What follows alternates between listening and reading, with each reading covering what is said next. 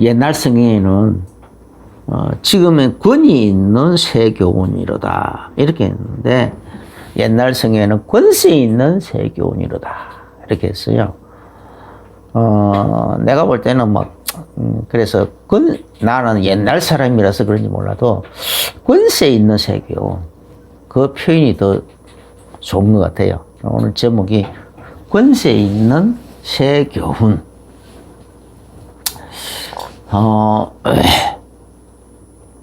21절에 보면은 예수님께서 회당에 들어가 가지고 사람들을 안식일마다 이제 그 유대인들이 모이니까 그 모이는 그 사람들에게 복음 가르치시더라라고 되어 있어요. 회당에 들어가 가르치시매. 그럼 예수님께서 가르치시는 것이 내용이 뭡니까? 이 누가복음 4장에서는 이사야서를 이제 펴가지고 읽고는 이제 예수님 자신이 어떻게 이제 그리스도가 오시면은 그리스도가 오셔서 기름 부음 받고 공생을 시작하게 되면 어떤 현상이 일어나는가에 대해서 자세히 설명하죠. 그런데 그게 오늘 예수님 자신을 통해서 이루어졌다라고 예수님께서 증명하셨어요. 바로 그 내용입니다. 그러니까 예수님이 가르치시는 내용은 예수님 자신이 어떻게 그리스도로 오셨고 또 그리스도께서 오시면 어떻게 우리의 모든 문제를 해결하기 위해서 그 살을 찢고 물과 피를 쏟기까지 하시면서 자신을 대속물로 내어주시는지 어떻게 그 살을 찢어 물과 피를 쏟아가면서 대속하시는지 그걸 설명하고 그게 지금 하는 거거든요. 그러니까 그걸 가르치는 거라면 그거. 이제 그렇게 하다 보니까 이 귀신들이 귀신까지 알아. 그 해당에 마침 귀신 들린 자가 있어가지고 이 귀신 들린 자가 막 이제 벌벌 떨면서 나와가지고 소리를 지르는 거죠. 나사렛 예수 우리가 당신과 무슨 상관이 있나이까? 우리를 멸하러 왔나이까? 나는 당신이 누구인 줄 아노니 하나님의 거룩한 자니이다 하면서 막 이제 그런 식으로 이제 귀신이 귀신같이 알아. 그 동네 그 해당에 있는 사람들은 이게 막 그냥 예수님 그 말씀에 대해서 좀 신기하다라고만 생각하고 있었는데 귀신이 막 그렇게 막 귀신같이 알고 막 떠드는 거죠. 예수님은 창조주 하나님으로서의 그 능력과 근세가 있는 것은 당연한 거예요. 당연한 거. 그래서 귀신들은 귀신같이 알고 막 떠드는 거예요. 막 떠들어요. 그런데 예수님은 그걸 위해서 오신 분이 아니거든요. 그런 하나님의 창조주 하나님으로서의 그 능력과 그 권세를 이 땅에 펼치기 위해서 오신 분이 아니란 말이에요. 자기 자신을 대속물로 우리를 위하여 내어주시기 위해서 오신 분이거든. 그런데 자꾸 딴소리 하고 있다 이 말이에요. 예수님이 가르치시는 것은 대속에 관한 하나님의 대속의 그 언약을 걸으시고 그 언약이 오늘 나를 통해 성취되고 있다라는 것을 가르치고 있는데 초점을 잡고 흐리고 있는 거예요 지금 귀신들이. 그러니까 예수님께서 그냥 꾸짖어 이러시되 잠잠하고 그 사람에게서 나오라. 예수님이 가르치려고 귀신이 소리 지르는 거 하고는 초점이 틀리다니까. 예수님은 당연히 창조주 하나님. 또 창조주 하나님에서의 그 능력과 그 권세가 있는 건 당연한 거예요. 당연한 거예요. 그런데 예수님이 지금 그 창조주 하나님으로서의 그 능력과 권세를 사람들에게 그걸 행하시기 위해서 오신 분이 아니라니까.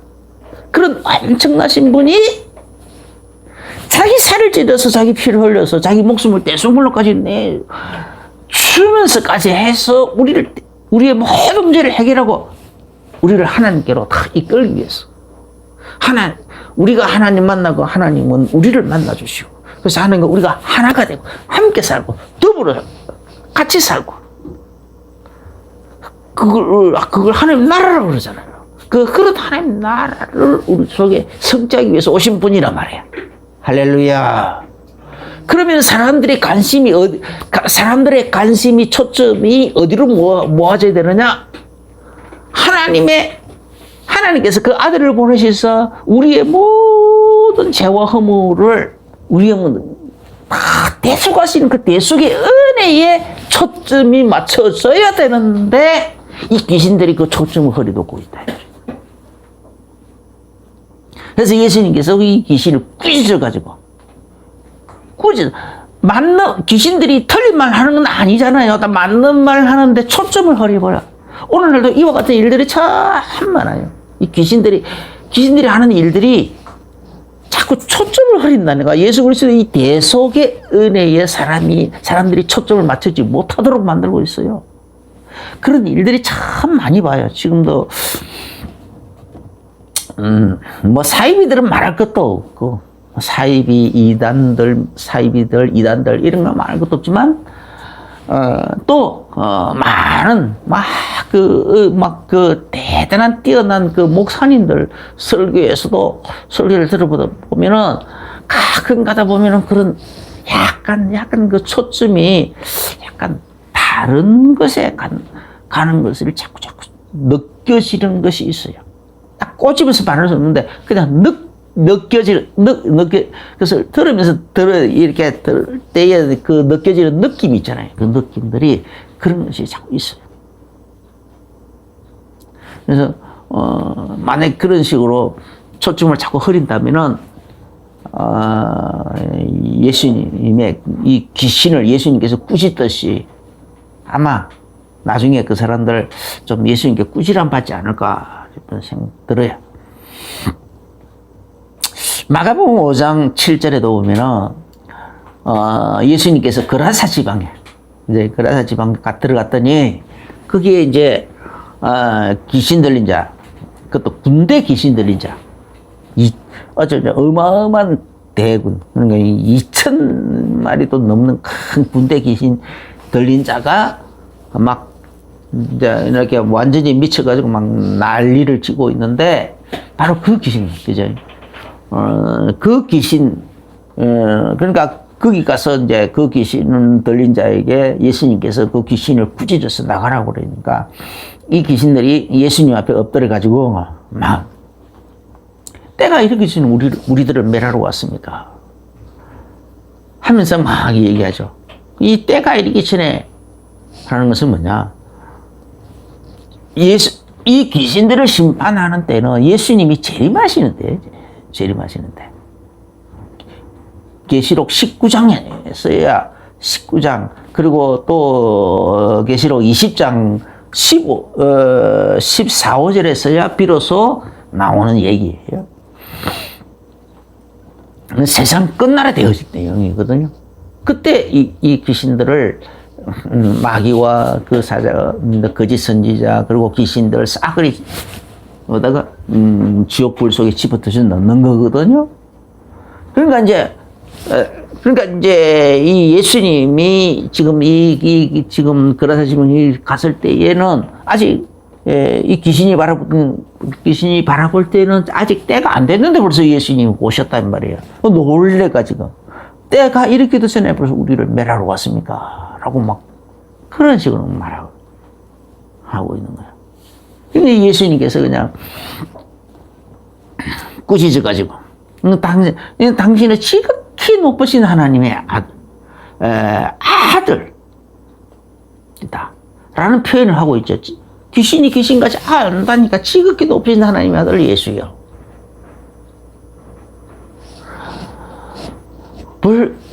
당신하고 우리하고 무슨 상관이 있습니까? 그냥 못 본 척 하지. 이 말이죠. 그런데 예수님은 그 귀신 들린 자를 불쌍히 여기셔. 그래서 그 귀신을 꾸짖어서 나가라. 그 사람에게서 나가라 하고 명령하니까 귀신들이 쫓겨나갔어요. 그래서 그 귀신들이 그냥 갈 데가 없는데, 저 돼지 떼에게만 갈대로 허락해 달라고 하니까. 예수님께서 허락하고 그 귀신들이 2,000마리나 되는 그 돼지 떼에 들어가 버리니까 아마 그 돼지들이 다 물에 빠져 죽어버리더라. 그러니까 쉽게 말하면 예수님은 이렇게 귀신들이 귀신같이 알고 믿고 떨 수 있는 이런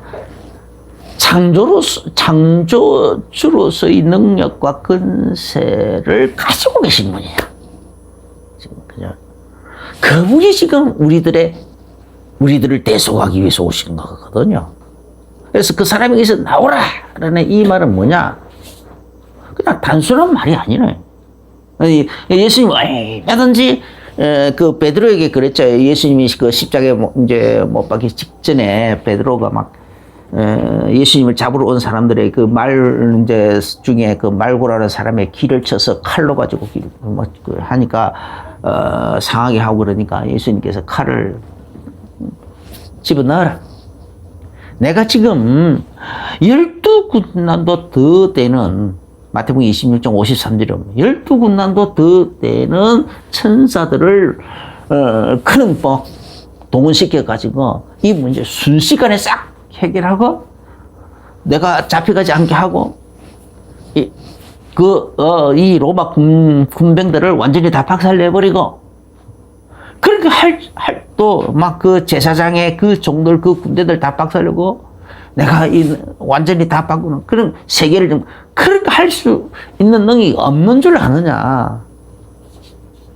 그럼 있지만은 만약에 그렇게 한다면은 성경이 수천 년 동안 예언되어진 그 대속의 언약 예수 그리스도께서 이 땅에 오셔가지고 메시아께서 하나님의 아들이 메시아로 그리스도로 이 땅에 오셔가지고 그 살을 찢고 물과 피를 쏟기까지 하시면서 그 대속의 피를 흘려가면서 우리를 구원하시겠다고 하시는 그 구원의 언약이 어떻게 성취되겠느냐 이 말이야. 그 구원의 일이 어떻게 성취되겠느냐. 하나님의 그 엄청난 구원의 영광이 어떻게 이 땅에 나타나겠느냐 말이야. 그런저 지금은 참으라. 지금은 이것도 순서대로 이루어져 가는 과정에 있다. 그럼 그물 집에 꽂아라. 예수님 그렇게 말씀하셨죠.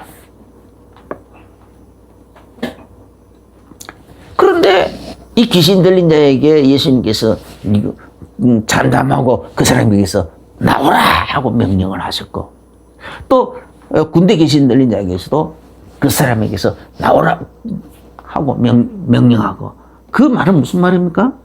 그러니까 이 군대 귀신 들린 자도 나중에 보면은 이제 깨끗이 나와가지고는 예수님 앞에 이제 자기 이제 옷 매무새든 다 벗고 돌아다니다가 옷도 입고 깨끗하게 해가지고 그래 예수님 앞에 나와서 내가 예수님 따르겠습니다 하니까 아니다. 너는 네 친족에게 갔어. 네 동네에 가서 네 친족들에게 갔어. 어떻게 하나님께서 너를 불쌍히 여기서 너를 구원하시든지 그걸 전하라. 그 사람은 가서 자기 친족들에게 예수님이 그리스도요 하나님이 그리스도를 보내셔가지고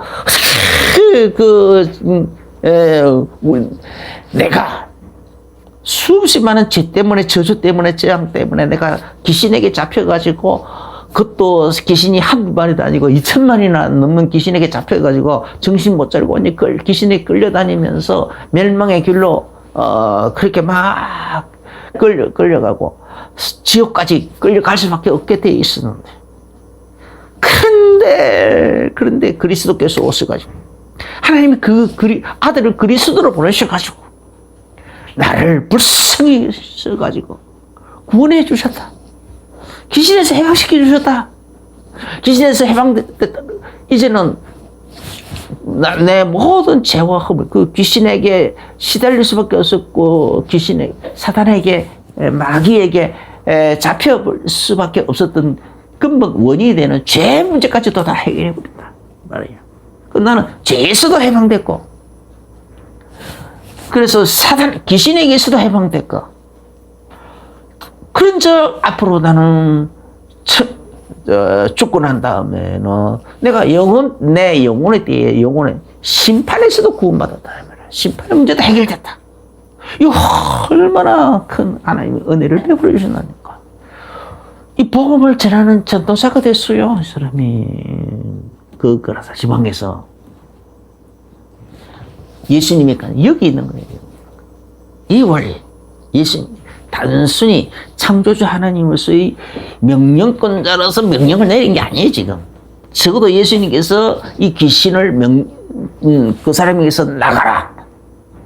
오늘 이 본문에서도 25절에 예수께서 굳이 이르시되 잠잠하고 그 사람에게서 나오라 하고 명령하실 때에는 적어도 예수님께서 그 귀신 들린 자, 귀신에게 시달림 받고 있는 그 사람의 그 죄를 예수님께서 대신 담당하시고 있는, 그죠?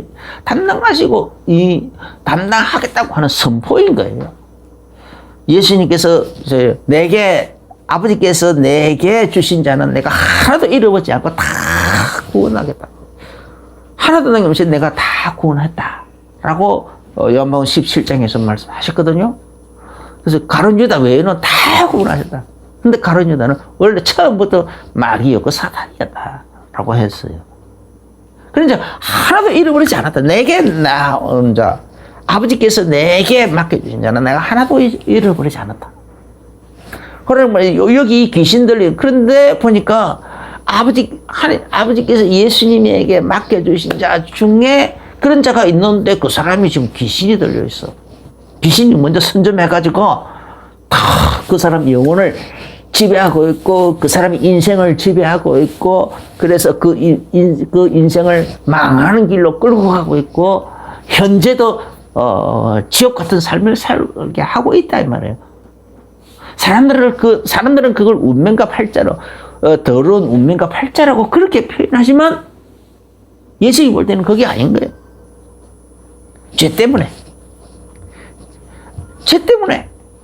저주 재앙에 잡혀버렸어.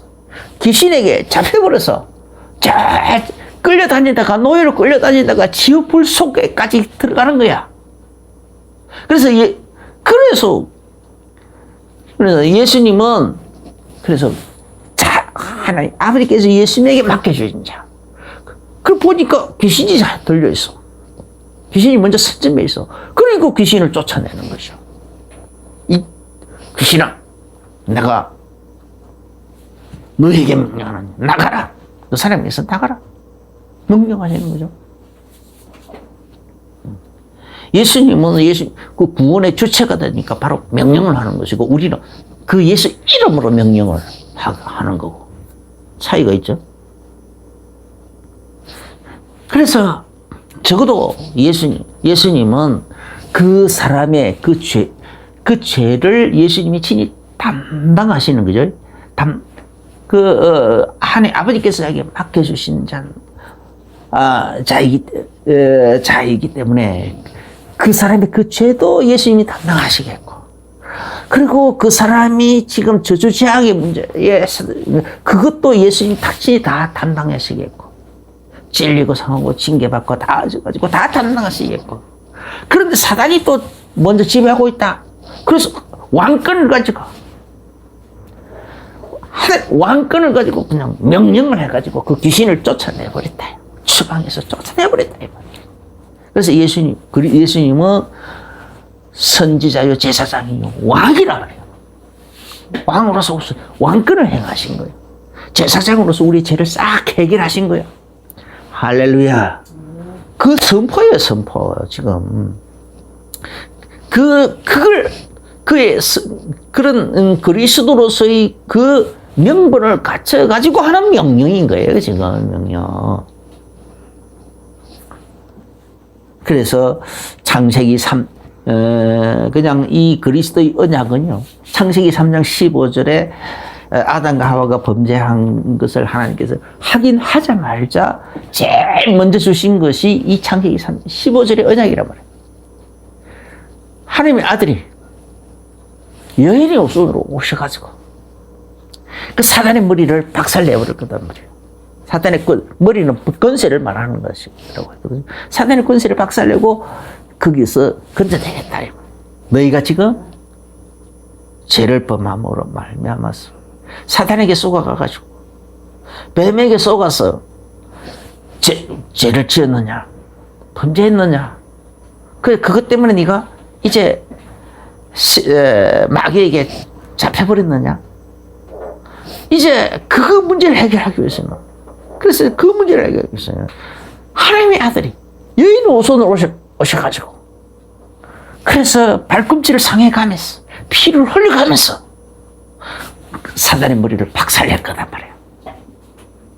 근데 그게 당장은 아니고 먼 훗날 이루어질 거다.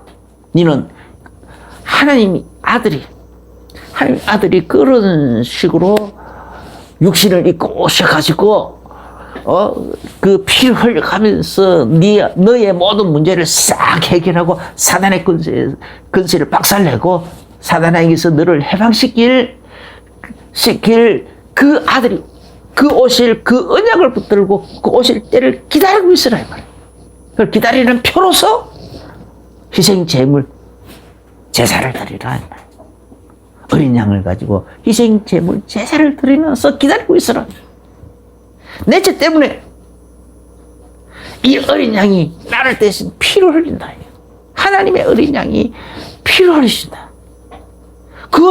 그걸 그에 대한 신앙 고백으로서 어린 양을 가지고 희생 제물 제사를 드리라는 거예요. 할렐루야.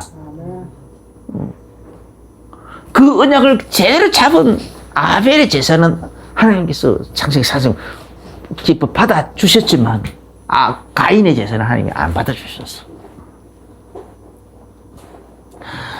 그 아버지의 말을, 옛날에 지금이나 아버지 말, 부모의 말을 세게 안 듣는 자식들 참 많아요. 예? 참 많아요. 제대로 세게 듣지 않는 자. 그런데 가인은 그냥 자세히 설명했겠죠. 아담과 하와가 자세히 설명했을 텐데도 그걸 세게 안 듣고 자기 생각대로, 아벨은 그 말씀 그대로 듣고, 그렇구나. 하나님의 아들이 우리 죄 때문에, 우리 아버지 어머니로 말미암아 이렇게 이 땅에 오게 된 그 죄 때문에 나도 그 죄가 있고, 그 죄를 해결하고, 그래서 그 죄 때문에 사단에게 잡힐 수밖에 없게 되는데, 그 문제를 해결하기 위해서 하나님의 아들이 직접 희생 제물로 오셔가지고, 어린 양 희생 제물로 오셔가지고 우리를 피를 흘려주시겠구나. 그래서 대속하시겠구나.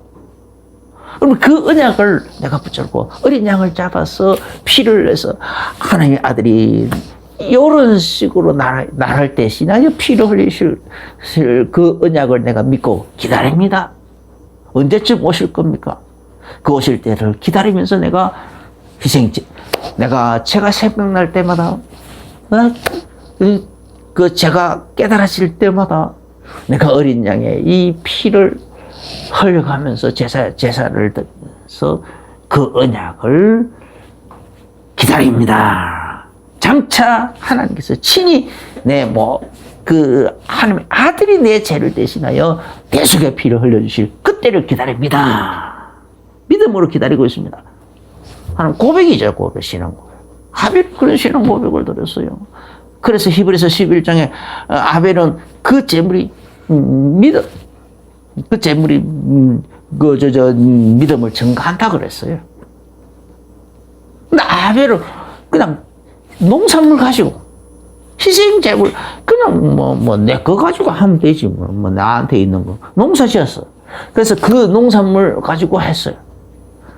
언뜻 보기에는 자기가 얻은 그 소출 가지고 하는 거 뭐가 힘드냐, 그거 당연한 거 아니냐라고 생각될 수 있는데,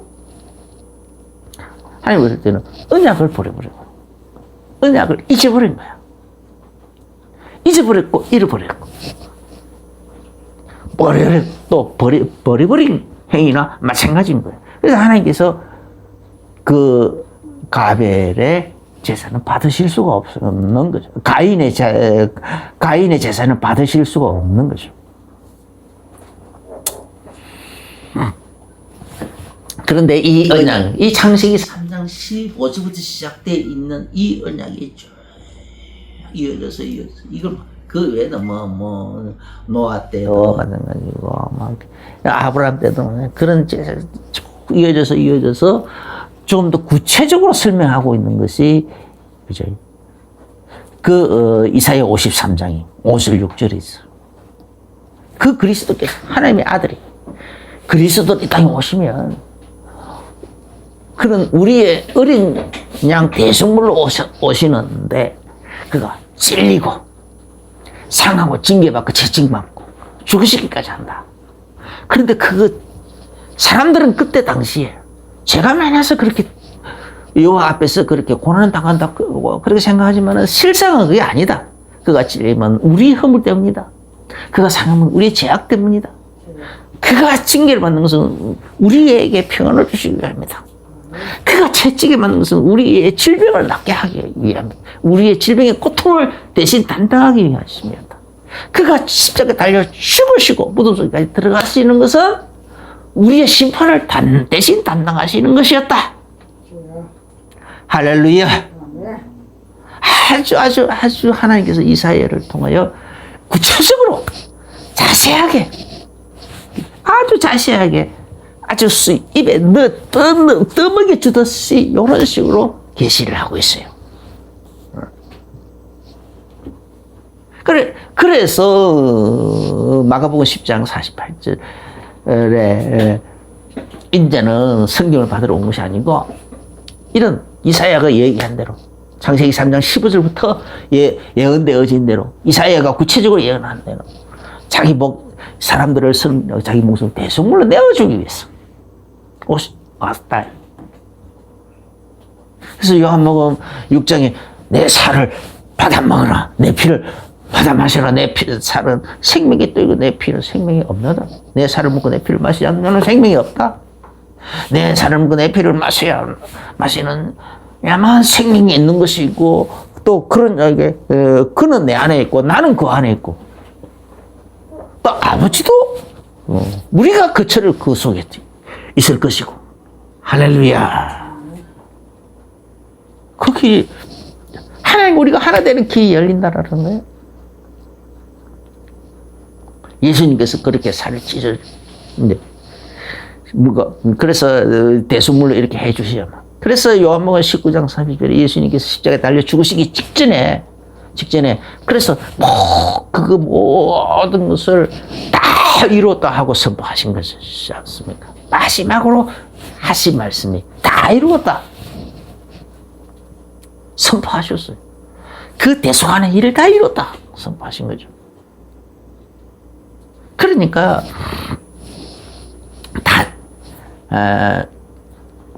그러면은 예수님은 이렇게 그냥 죽으시고 부활하시고 이런 희생제물로만 자꾸 우리 생각하는데, 그래서 연약한 예수 희생제물로 요렇게만 생각하는데 또 그게 아니에요.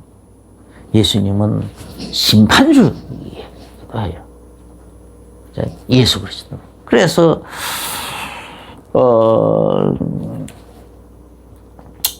왜 심판주로 되느냐?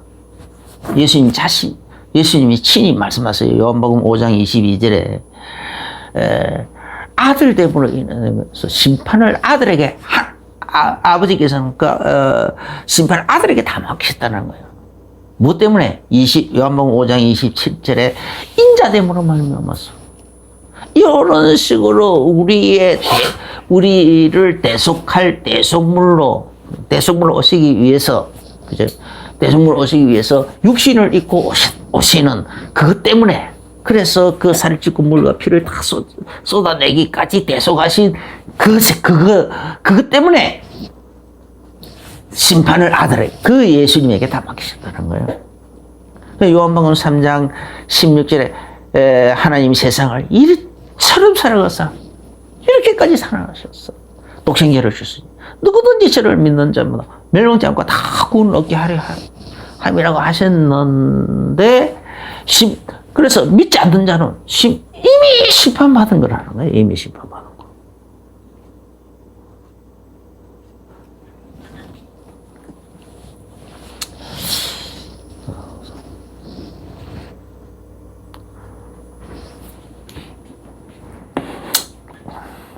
그러면은 예수님께서 이제 지금은 은혜 받을 만한 때잖아요. 아직 심판의 때는 아니에요. 심판의 시간표는 아닌 거예요. 그럼 언제 심판의 시간표가 이르느냐? 계시록 19장 19절부터 29절 보면은 이제 예수님께서 마지막 이제 흰말을 타고 이렇게 내가 본 보라 백마와 힘 그것을 탄 자가 있으니 그분이 뭐냐? 공의로 심판하신다. 공의로 심판하여 싸우시더라. 이 10절에 그래서 짐승이 잡히고 거짓 선지자도 잡히고 함께 잡아서 둘이 산채로 유황 불 붙는 못에 던지고 그때는 유황 불 붙는 못에 집에 던져 넣어버린다. 그리고 나머지는 그러면 저 그리스도에게 다 미혹당해 있던 그 무리들은 어떻게 되냐? 말 탄 자의 입에서 나오는 검으로 다 죽이더라. 그들은 아직 먼 지역 이제 1000년 동안 그 사람들은 다 이제 천년왕국 그 동안에 음부에 가서 갇혀 있겠죠. 갇혀 있다가 천년왕국이 끝나는 날 다시 다 살려가지고 그래가지고 지옥불 속에 들어가는 거예요. 그걸 보고 그런 생명의 부활이 아니고 심판의 부활이라고 그래요. 둘째 사망이라고 하기도 해요. 계시록 20장 7절에 천년이 참해. 천년이 끝나고 난 다음에 계시록 20장 10절에 보면 그들을 미혹하는 마귀가 불과 유황 불못에 던져지니 마귀는 사단은 천년왕국 끝나고 난 다음에 그때 다시 들어간다는 거예요. 이제 거기는 그 짐승과 저 그리스도죠. 그 짐승과 거짓 선지자도 있었어. 세세토록 밤낮 괴로움을 받으리라. 이렇게 돼 있어. 거기는 이미 그러니까 천년의 텀이 있더라. 지옥에 제일 먼저 들어가는 자는 저 그리스도 거짓 선지자가 제일 먼저 들어가고 그 다음에 이제 마귀와 그 사람이 들어가고 그래서 20장 계시록 20장 11절부터 15절에 보면은 크고 흰 보좌와 그의 앉으신 이를 보니 땅과 하늘이 간 데가 없더라. 처음 하늘과 처음 땅 이거 다 하나님이 다 불태워 없애버렸더니 그때는 이미 다 불태워 없애고 없어요. 간 데가 없더라. 죽은 자들이 물론대소하고 다 보좌 앞에 있고 죽은 자들이 물론대소라는 뭡니까? 늙은 자나 젊은 자, 큰 자나 작은 자나 가리지 않고 전부 다 태어나자마자 죽었거나 나이가 들어서 100살이 넘게 살다가 죽었거나 따지지 않고 모두 같아. 하나님 보좌 앞에 그 백보좌 하나님의 그 흰 보좌 앞에 서 있더라. 죽은 자들이 모르는 데서 하고 다 보좌 앞에 서서 책에 기록되어 있는 대로 심판을 받으니 심판을 다 받더라. 생명책에 구원받을 자로 기록되어 있지 못한 자는 전부 다 불못에 던져진다. 그를 보고 둘째 사망이란다. 첫째 부활은 생명의 부활, 둘째 부활은 심판의 부활이라. 그래서 요한복음 5장 29절에 선을 행한 자는 생명의 부활, 악을 행한 자는 심판의 부활로 나오리라. 예수님은 그렇게 말씀하신 거거든요. 심판의 부활. 그래서 그 심판의 부활을 둘째 사망이라. 이 계시록 20장 15절에서는 불못에 던진 거는 둘째 사망이라. 둘째 사망. 그렇게 합니다. 이런 심판의 주인공이시다. 예수님은. 이런 분이시다. 우리가 그냥 예수님이 자꾸 대속물 이렇게 하니까 그 산을 죽고 물과 이렇게 하니까 뭔가 예수님을 자꾸 막 이렇게 좀 이렇게 작게 보려고 하는 경향이 있는데 그게 아니라는 거예요. 원래부터 창조자 하나님이시고. 그런데 또 그것뿐 아니라 심판주 하나님이시다. 심판주 하나님이신데 그런데 그분이 우리들을 향하여 그 살을 짓고 물과 피를 쏟아주시는 그 어마어마한 정말 만극하신 그 은혜를 베풀어 주셨단 말이에요. 할렐루야. 얼마나 큰 사랑이냐 말이야. 얼마나 큰 사랑이냐.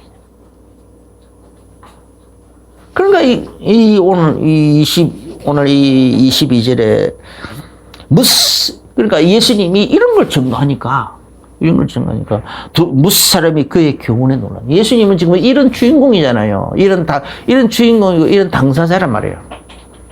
그러니까 무스 사람이 그의 교훈에 놀라니 이는 그가 가르치시는 것이 권세 있는 자와 같고 서기관들과 같이 아니하밀러라. 이렇게. 이 서기관들은 누굽니까? 오늘날 말하면 일타 강사 같은 사람들, 또 학자 같은 사람들.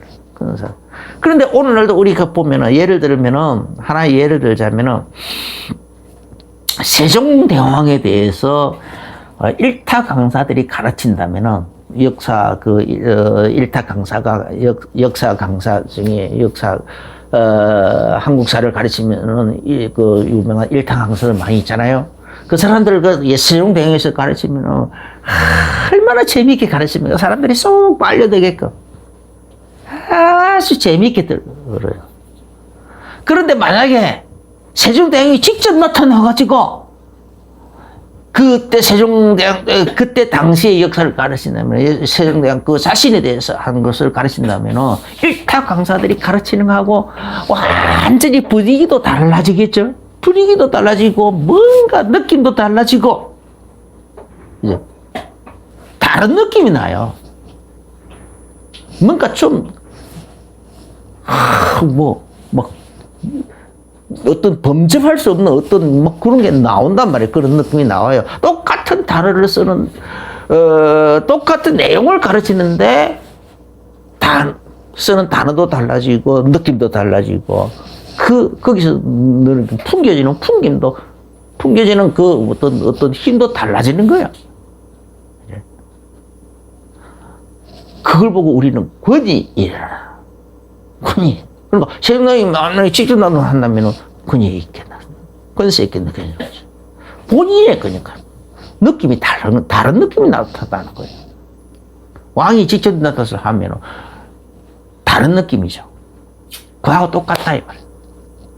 예수님은 일타 강사로 오셔가지고 가르치는 것이 아니에요. 사람들에게 재밌게끔 사람들이 막 집중할 수 있게끔 막 제스처를 써가면서 막 좋은 말을 미사리구들을 풍부한 의력을 발휘해가면서 그래가지고 막 사람이 집중할 수 있도록 그렇게 하면서 가르치는 것이 아니에요. 예수님은 그 모든 것이 주인공이에요. 주인공. 그 주인공으로서 예수님께서 직접 그리고 그 대속의 주체자로서 그래서 가르치는 내용에서 분위기에서 혹은 의력에서 또 모든 억양에서 뭔가 다르다 이 말이야. 느낌이 완전히 다른 느낌이 나는 거야. 그치? 사람들이 그걸 느꼈어. 그래서 쭉 가르치는 것이 서인관들과 같지 않구나. 뭐가 다르네. 그런데 꼭 권세 있는 어떤 왕이 와서 가르치는 것 같네? 하는 그런 느낌을 받다. 그런 표현이라고 했어, 그런 표현. 그런데 예수님께서 그걸 바로 우리에게 위임해 주시다니까. 이런 권세를 예수님이 가지고 있던 그 권세를 우리들에게 위임해 주셨어요. 요한복음 14장 12절부터 14절에 보면은 내가 진실로 너희에게 이르노니 나를 믿는 자는 나의 하는 일을 그도 할 것이요 또한 그보다 큰 일도 하리니 예수님과 같은 일도 하고 예수님보다 더 큰 일도 하게 된다는 거예요. 이는 내가 아버지께로 갑니다. 예수님께서 죽으시고 가고 나면 이제 보혜사 가야 아버지께로 가야 보혜사를 보내겠다고 하셨잖아요. 그러니까 그러면 보혜사가 우리 속에 오시면 그때부터서는 그런 일도 하게 된다. 그래서 너희가 내 이름으로 무엇이든지 내게 구하면 내가 행하리니 무엇을 건지 내가 행하리니 이는 아버지라 하는 아들로 말미암아 영광을 받으시게 하리니라. 그죠? 아들로 인해 영광 받으시려고. 그래서 내 이름으로 무엇이든지 내게 구하면 내가 행하리라 하셨거든요. 그래서 요한복음 16장 24절에서도 지금까지는 너희가 내 이름으로 아무것도 구하지 아니하였으나 구하라. 그리하면 받으리니 너희 기쁨이 충만하리라. 예수 분명히 그렇게 하셨어요. 그것뿐만 아니고 마가복음 16장 17절부터 18절에서도 예수님께서 온천에 다니면 복음을 전파라. 그런데 믿는 사람은 구원받고 안 믿는 사람은 정죄를 받고 그렇게 하는데 17절에 믿는 사람에게는 이러한 표적이 따르죠. 또한 구원만 받는 것이 아니고 이런 표적이 따른다. 저희가 꼭 그들이 내 이름으로 귀신을 쫓아내며 누구 이름으로? 예수 이름으로 귀신을 쫓아내면 세방을 말하며 뱀을 치며 무슨 독을 마실지라도 해를 받지 아니하며 병든 사람에게 손을 얹은적 나으리라. 할렐루야. 이런 표적이 나타난다는 거예요. 예수님께서 약속하신 바대로 저희가 내 이름 이제 예수님께서 이제 나를 믿는 나와 같은 이면 이보다 더 큰 일도 하게 된다 하신 그 약속대로 실제로 그런 표적이 막 나타나고 있는 거죠. 그래서 사도행전 3장 6절에 보면은 날때부터 안진병이 된 자에게 베드로와 요한이 하면서 그에게 내게 있는 것을 내게 주노니 곧 나사렛 예수 그리스도 이름으로 일어나 걸으라. 뭘로 준다고요? 내게 있는 것. 그들 안에 있는 게 뭡니까? 이 예수 복음 아닙니까? 그리고 그 예수님의 그 약속 아닙니까? 나와 같은 이름이 더 큰 일도 하리라. 너희가 내 이름으로 무엇을 내게 하면 내가 다시 행하리라. 그래서 이 베드로와 요한이 그 안진뱅이에게 내게 있는 것을 네게 주노니 곧 나사렛 예수 이름으로 일어나 커라. 할렐루야. 했더니 그러면서 그 손을 잡고 일으키니까 발가발고 힘을 얻고 걷기도 하고 뛰기도 하고 그렇게 하더라는 거죠. 또 사도행전 16장 18절에서도 그 귀신 들린 자가 자꾸 이렇게 베드로 사도 바울이 막 이제 복음 전하고 다니는데 옆에서 막 자꾸 막 시끄럽게 구니까 그냥 그 귀신에게 이르되 예수 그리스도 이름으로 내가 네게 명하노니 그에게서 나오라 하고 명령하니까 그냥 즉각 나와 그랬다. 그것 때문에 감옥도 매도 맞고 감옥도 들어가고 막 했지만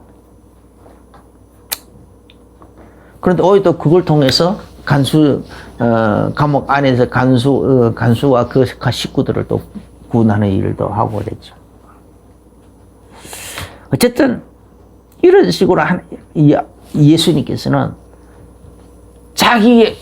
예수님께서 그 살과 피를 흘려서 가면서 대속의 그 희생을 치러가면서 세운 그 어마어마한 구원의 비밀들, 그 능력들을, 그 권세들을 우리에게 위임해 주셨다니까. 예수 이름으로 그 복음을 전하다가 예수 그리스도를 복음을 전하다가 그 복음을 듣고 믿는 자, 예수 그리스도를 구주로 그 복음을 듣고 이해하고 믿고 해서 예수 그리스도를 구주로 영접하는 자들은 그리고 이제 그래서 구원의 확신이 있는 자들은 이제 기도해라는 거야. 예수 이름으로 기도하라는 거예요. 그래서 구원받을 만한 믿음이 있는 것을 보고 이렇게. 사도행전 12장입니까? 하여가 아니 갑자기 생각이 안 나. 그 루스드레에 발을 쓰지 못하는 한 그 사람이 있는데 그에게 구원받을 만한 믿음이 있는 것을 보고 명령을 한 거예요. 일어서라. 예수 이름으로 명령하니까 부쩍각 일어서더라. 구원받을 만한 믿음이 있는 것을 보고. 그게 바로 그거예요. 복음을 전하다가 예수 그리스도의 이 구원의 복음, 이 대속의 이 복음을 전하다가 예수님이 그런 식으로 내 죄를 그런 식으로 다 피를 흘리셨어. 희생 제물로 피를 흘리셨어. 그래서 다 대속하셨구나. 그러면 그래서 그 사실을 믿고 예수 그리스도를 구주로 영접을 하면, 영접하고 난 다음에 구원의 확신을 가지면 그때부터서는 그냥 손을 얹어 기도하라는 거예요. 예수 이름으로 기도하라는 거예요. 혹은 예수 이름으로 명령도 해버리라는 거예요. 귀신을 향하여 명령하면 귀신이 떠나가게 돼 있고, 손을 얹어 기도하면 병도 낫기도 하고. 그러죠. 나을 수도 있고 안 날 수도 있는데 대부분의 경우는 나아요. 하나님 특별한 계획이 없는 한 거의 나아요. 근데 하나님 특별한 계획이 있는 경우는 하나님께서 안 낫게 해주는 경우도 있더라고요. 나도 그게 보이더라고요. 그래서 많은 목사님들 중에서 그런 게 많이 있어요. 근데 지나고 보면 그게 오히려 더 유익이었구나 라는 것이 느껴지기도 하고 그래요. 근데 내가 경험상 일 보면은 어떤 때는 귀신 막 능력이 나타나고 어떤 때는 능력이 안 나타나고 막 그러더라고. 그런데 여기에 그러면은 복음을 자꾸 묵상을 안 나타내면은 복음이 자꾸 이렇게 혼선이 일어나 마음속에서만. 그래서 복음을 자꾸 우리는 자주 묵상을 해야 돼요. 우리는 이 세상에서요 자꾸 다른 이론들을 많이 듣기 때문에 또 우리 속에서도 우리도 막 베라벨 체험들이 막 별별 희한한 체험들을 많이 하고 있기 때문에 그래서 자꾸 이게 막 혼선이 일어날 수 있어요. 그래서 복음을 자꾸 반복적으로 묵상을 해야 된다니까. 원론적인 이 복음을 자꾸 묵상을 해야 돼. 그래야 구원의 확신에서 안 흔들리는 거야. 그리고 어떤 사람들은요, 이 영접 메시지를 계속 자기가 자기에게 영접 메시지를 하고 영접 기도도 하고 막 그런다니까. 자꾸 이게 막 구원의 확신이 흔들리고 하니까. 그걸 강조하는 분들도 있어요. 하루에 막 10번도 하는 사람들도 있고 막 그래요. 우리가 그렇게 가지 않아요. 묵상만 해도 보니까 묵상만 해도 돼. 반복해서 묵상해요. 묵상하면. 그래서 우리의 생각을 예수께서 내 모든 일을 이런 식으로 다 대속해서 다 끝내버렸구나. 다 끝났단 말이야. 그래서 그것이 그래서 그걸 확신을 가지게 있고, 그리고 그러면 그걸 이제 입으로 시인을 하고 하는 것이고 선포도 하고, 그리고 그걸 붙잡고 기도도 하고. 그런데 또 이렇게 이제 내 자신에게는 어분을 가지는 것이고, 다른 사람을 위해서 기도할 때는 긍휼히 여기는 마음도 하나 있어야 돼. 그냥 아무 생각 없이 이제 기도하는 것보다는 좀 긍휼히 여기는 마음이 있을 때에 이렇게 능력이 잘 나타나더라고요.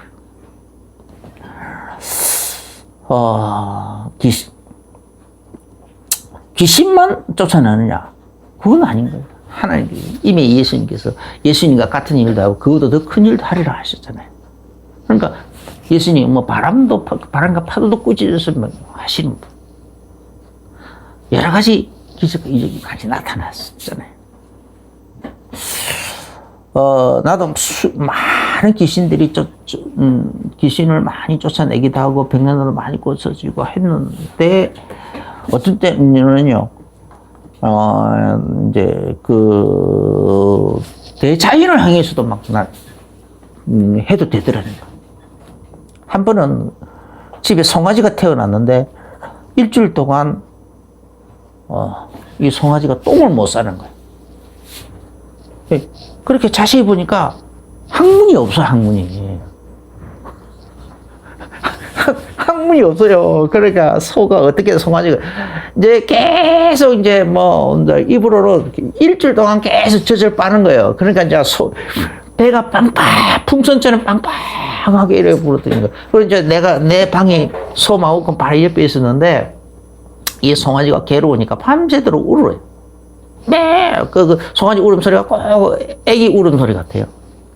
그러니까 나도 모르게 불쌍히 애기는 막 나타나잖아요.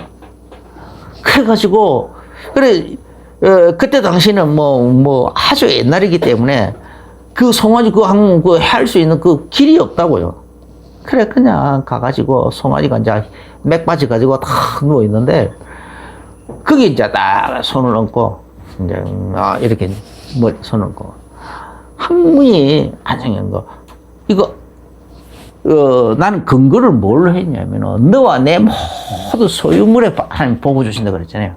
그러면은 그 송아지는 내 소유물이라. 이제 우리 집 소유물이라.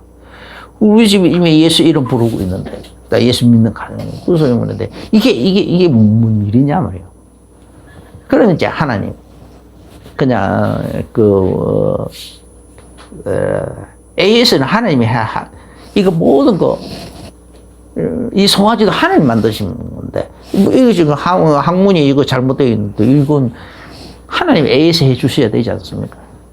그래서 이게 귀신 문제 때문에 그랬는지, 아니면은 뭔가 이렇게 잘못해서 그랬는지, 그 원인은 나 알 바 없고, 지금 현재, 어찌됐든지 하나님 AS를 해 주셔서 학문이 생기게 됩니다. 지금이라도 학문을 만들어 달라. 그리고 귀신 때문에 그랬다면 귀신. 그래서 예수 이름으로 귀신을 추방하는 기도도 하고, 그 다음에 하나님께 간절히 간청하는 기도도 했어야 AS를 지금 해달라고. 그래, 기도해놔놓고는 자꾸 이렇게서 지켜보고 있으면 자꾸 내가 그러지 않아도 간당간당하는 믿음이 없어져 버리잖아요. 자꾸 이렇게 막 흔들린단 말이에요. 그래서 그냥 방에 탁 들어가서 입을 뒤집어 쓰고 자버렸어요. 그런데 새벽에 일어나서, 그래서 아침에 일어나서 보니까, 집안이 막 난리면, 이게 그냥 갑자기 항문 생겨가지고, 이 물총처럼 일주일 동안 쌓여놨던, 뱃속에 가득 쌓여놨던 것을 다 쏘아버렸어요. 그 하룻밤 사이에 항문이 생겼어. 그래가지고 송아지가 정상적으로 살았어. 그런 일이 있더라니까. 담대함을 가져야 돼. 담대함.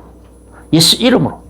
그러니까 내가 예수 이름으로 기도했는데 예수님이 다 시행하셨어. 그 약속하신 바대로. 내 이름으로 기도하면 내가 다 시행하리라. 할렐루야. 그게 귀신이 그렇게 잡고 있어서 했는지, 그래 귀신을 쫓아낸 건지, 아니면 예수님께서 친히 AS를 행하신 건지, 그것까지는 난 모르겠어요.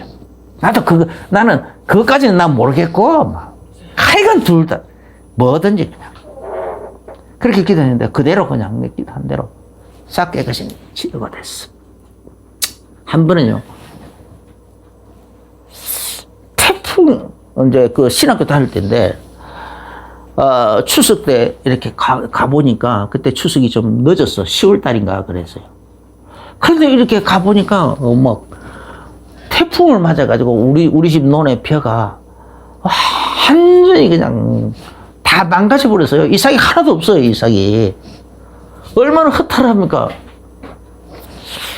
그래서 이제, 허탈한 마음 있고, 두 번째, 이제 내가 신학교 간다고 이제 가버렸으니까, 신학교 가버리고, 우리 아버지 혼자 고생해가지고, 농사짓는 한 거.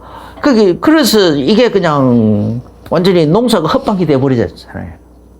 그러니까 거기에 대한 우리 아버님께 대한 내가 미안한 마음도 있고, 그 다음에 세 번째로는 괘씸한 마음도 있는 거예요, 또.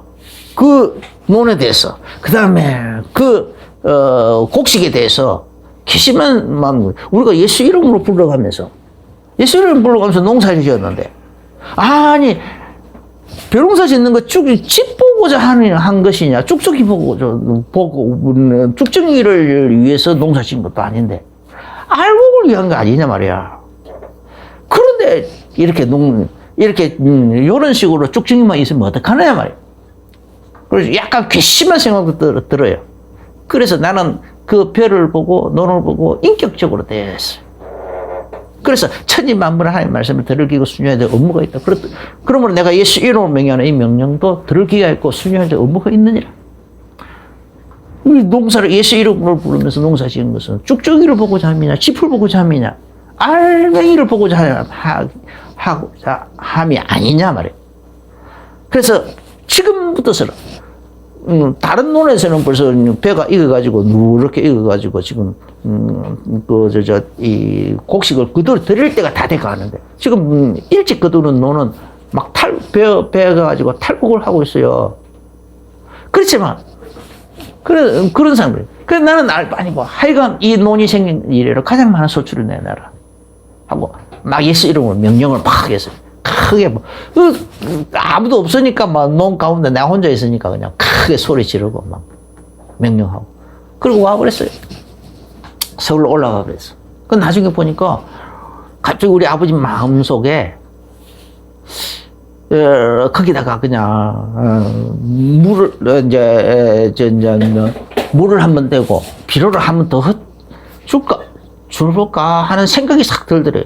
그래가지고 물을 한번 주고 비료를 탁 꽂는데 갑자기 다 끝나버렸는데 거기 갑자기 알맹이가 생겨가지고 태풍 맞은 흔적이 그냥 그대로 있고 이삭은 다 시커멓게 다 변해 있고 막 흐옇게 변해 있고 그런데 안에는 나는 이 탈곡을 해보니까 나는 막 뭐 알맹이가 막 생겨. 거기다가 또 방앗간에 가서 방아를 찍으니까 끝에를 시커멓게 되고 허옇고 막 희한하게 돼 있는데 이제 탈곡 방앗간에 가서 이제 방아를 찍어보면은 쌀은 하얗게 아주 깨끗한 쌀이 나오는 거예요. 할렐루야. 명령, 담대함을 예수님께서 이미 우리에게 이 권세를 이미 주셨다니까. 권세를 사용할 수 있도록 허락해 주셨어요. 사용하면 돼요. 복음에 확신이 있고 마음속에 그 복음 가지고 사물을 바라보면은 담대함이 있다면 세상의 지식에 흔들리지 않고 나의 그동안의 여러 가지 실패의 그 경험담에 흔들리지 않고 복음에 담대함이 있다면은 하면 돼요. 담대하게 명령할 거는 명령하고 예수 이름으로 기도할 거는 기도하고 귀신을 향하여 꾸짖어서 추방할 거는 추방하고 뭘 하든지 하나님이 다 책임지게 되어 있습니다. 할렐루야. 성령이 되신 예수 이름으로 축원합니다. 주 예수님 감사합니다. 권세 있는 새 교훈. 바로 이것을 예수님께서 우리에게 알게 해주셨고 또 우리에게 이 권세를 또 우리에게 가서 가르치고 예수 이름을 사용해서 하라고 위임까지 해주셨는데 우리가 받은 이 위임 받은 대로 우리의 현장에서 먼저 우리들에게 또 우리 현장에 행할 수 있도록 담대함을 가지고 행할 수 있도록 축복하여 주옵소서. 예수님 이름으로 기도합니다. 이제는 우리 주 예수 그리스도의 크신 은혜와 하나님 우리 아버지의 지극하신 사랑하심과 성령님의 내주인도 교통 충만하신 그 은혜가 오늘 권세 있는 세계원 이 말씀을 받으면서 아멘으로 화답하게 하고 마음의 중요한 결론과 결들을 내리며 나가는 모든 성령들에게 이제로부터 영원까지 항상 함께 계실지어다.